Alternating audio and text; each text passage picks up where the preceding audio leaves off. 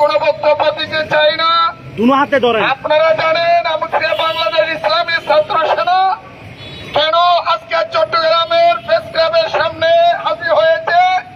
আমাদের দাবি একটাই, সুশৃঙ্খল ভাবে আগামী গত 26 তারিখে যে সমাবেশ হয়েছিল সারা পৃথিবী দেখেছে।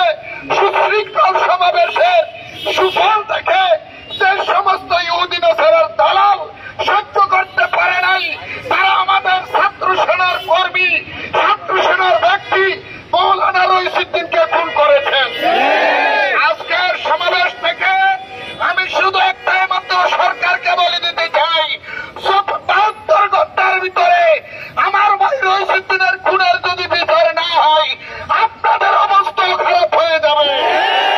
বাংলাদেশের মানুষ 17 বছরের সরকারকে ধ্বংস করে দিতে, পতন করে দিতে মাত্র 9 দিন সময় নিয়েছে।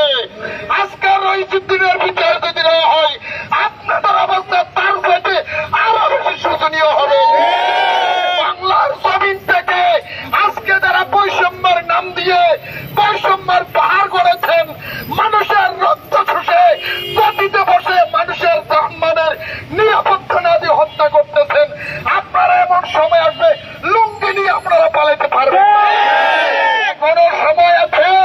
বাংলাদেশ ছাত্র সেনা এবং ইসলামী ফ্রন্ট যুব সেনার রক্তকে গরম করবেন না, সারা দেশ অচল করে দেওয়া হবে।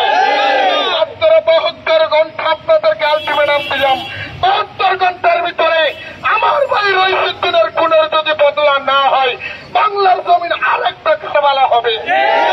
আপনারা দেখেছেন ইনশাআল্লাহ ছাত্র সেনা ইসলামী ফ্রন্ট তারা উশৃঙ্খল না, তারা সুশৃঙ্খল।